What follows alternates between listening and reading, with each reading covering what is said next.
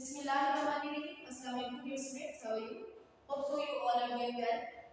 This is our biology class and we are going to discuss the topic which is excretory products of animal. इससे पहले मैं आप लोगों से ये डिस्कस करना चाहूंगी कि ये जो वेस्ट प्रोडक्ट्स होते हैं इनको ही excretory products कहा जाता है.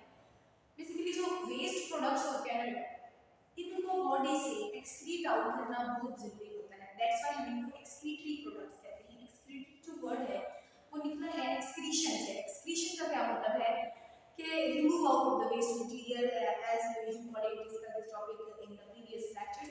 तो ये वही वाला कांसेप्ट है कि एक्सक्रीशन जो है वो एक्सक्रीटरी से निकला है. एक्सक्रीटरी जो है एक्सक्रीशन से निकला है और इन दोनों का बेसिकली मकसद क्या है, इनका मतलब क्या है कि इनको दोनों को जो है वो बॉडी से रिमूव आउट करना.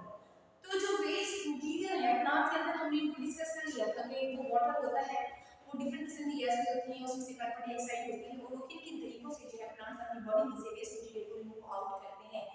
लेकिन आज जो हमें देखना है वो हमें ये देखना है कि प्लांट्स एनिमल्स जो हैं वो अपनी बॉडी से कैसे वेस्ट मटेरियल को रिमूव आउट करते हैं.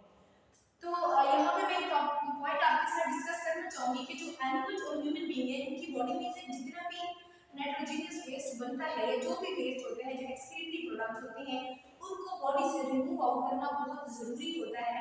अदरवाइज ये जाके हमारी किडनी की प्रॉब्लम्स बनाते हैं, हमारे जो ब्लड के अंदर जो है वो ये वेस्ट प्रोडक्ट शामिल होना स्टार्ट हो जाता है और बॉडी के अंदर जाइए बहुत सारी प्रॉब्लम्स बनाते हैं. बहरहाल हम ये देखते हैं कि there are the different waste products. अब मैंने जैसे भी डिस्कस किया कि एनिमल्स के पास डिफरेंट वेस्ट प्रोडक्ट्स होते हैं. मैं आपको वैसे बता भी देती हूँ कि नाइट्रोजनस वेस्ट होते हैं एनिमल की बॉडी में जिसको एक्सक्रीट आउट करना बहुत जरूरी होता है. दूसरा वाटर भी होता है और सॉल्ट भी होता है. इसके अलावा कैराटिन, ज़ैंथोफिल्स ये डिफरेंट एक्सक्रीटरी प्रोडक्ट्स हैं जो बॉडी के अंदर बन रहे होते हैं और एक स्पेसिफिक टाइम के लिए बॉडी के अंदर स्टोर होते हैं, लेकिन इनको बॉडी से रिमूव करना बहुत जरूरी होता है. तो हम ये देखते हैं कि नाइट्रोजनस वेस्ट जो है ये बहुत टॉक्सिक मटेरियल है बॉडी के अंदर का. इसको निकालना बहुत जरूरी है. अगर ये नहीं निकलेगा तो ये बॉडी के अंदर डिफरेंट किस्म की जो है वो कॉम्प्लिकेशंस काज करेगा. इसके बाद हम देखते हैं जी सेकंड जो हमारे पास एक नाइट्रोजनस वेस्ट आ गया, इसको मैंने बता भी दिया कि मोस्ट टॉक्सिक होता है. इसके बाद नेक्स्ट जो हमें देखना है वो वाटर है. अब जो वाटर है बेटा ये याद रखिएगा जब भी एनिमल हाइड्रोपोनिक एनवायरनमेंट के अंदर रहेगा उसका जो एक्सक्रीटरी प्रोडक्ट है वो वाटर बहुत ज्यादा है. हाइपोटोनिक एनवायरनमेंट के बारे में आप ऑलरेडी डिस्कस मैं कर चुकी हूँ और आप लोग सीख चुके हैं कि हाइपोटोनिक एनवायरनमेंट क्या होता है. वो वाला एनवायरनमेंट होता है जब ऑर्गेनिज्म को वाटर की एक एक्स्ट्रा अमाउंट में अवेलेबिलिटी होती है. जो ऑर्गेनिज्म है उसको बहुत ज़्यादा मिकदार में वाटर मिल रहा होता है, उसकी बॉडी जो है वाटर से भर चुकी होती है या हम कह सकते हैं बॉडी को सैल होकर वाटर को ड्रेन करता है. तो हाइपोटोनिक एनवायरनमेंट में जब भी कोई भी ऑर्गेनिज्म होगा तो उसका वेस्ट मटेरियल क्या होगा, वाटर होगा और उसको बॉडी से रिमूव करना भी बहुत जरूरी है.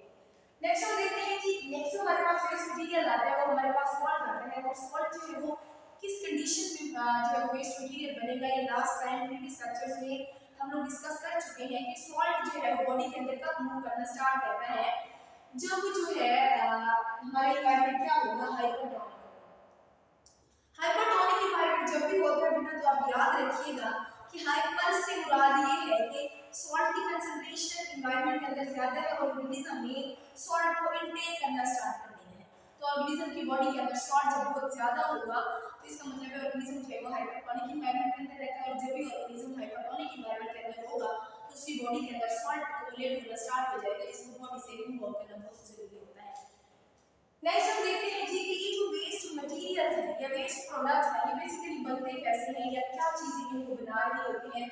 तो हम देखते हैं जी कार्बोहाइड्रेट्स और जो लिपिड्स हैं ये दोनों मिलके हमारी बॉडी के अंदर या ऑर्गेनिज्म की बॉडी के अंदर बेसिकली एनिमल्स की बॉडी के अंदर वाटर प्लस कार्बन डाइऑक्साइड को बना रहे होते हैं. कौन, कार्बोहाइड्रेट्स प्लस लिपिड्स. नेक्स्ट हम देखते हैं जी प्रोटीन्स एंड जो न्यूक्लियोप्रोटीन्स हैं बेसिकली ये बहुत ज्यादा टाइप ऑफ प्रोटीन्स. तो प्रोटीन्स ये जो दोनों है ये मिलके क्या कर रहे होते हैं, ऑर्गेनिज्म की बॉडी में वाटर भी बनाती है, कार्बन डाइऑक्साइड भी बनाती है. लेकिन कुछ एनिमल्स के अंदर ये प्रोटीन्स और न्यूक्लियोप्रोटीन्स जो है वो मिलके यूरिया भी बना रही होती हैं. और यूरिया क्या होता है, ये भी एक टॉक्सिक वेस्ट मटेरियल है जिसको रिमूव आउट करना बहुत इंपॉर्टेंट है, बहुत नेसेसरी है, बहुत जरूरी है. नेक्स्ट हम देखते हैं जी डीएमिनेशन क्या है. ये अमोनिया के टर्म्स निकला है. Release of ammonia group from the ammonia defined as decomposition, कि जब कभी भी हम अमाइनो एसिड से अमोनिया को रिलीज करवाएंगे, ये कौन सी टर्म बन जाएगी, डीएमिनेशन बन जाएगी। तो इसके लिए मैंने यहाँ पे एक जो है वो एक्सप्रेशन लिखी है, इससे आप देखें कि कैसे हमारे पास जो है अमोनिया बन रहा है, क्या क्या चीजें मिलकर अमोनिया बना रही है, और अमोनिया के साथ साथ कौन से प्रोडक्ट्स बने, कार्बन डाइऑक्साइड प्लस वाटर बन रहे हैं जरूर।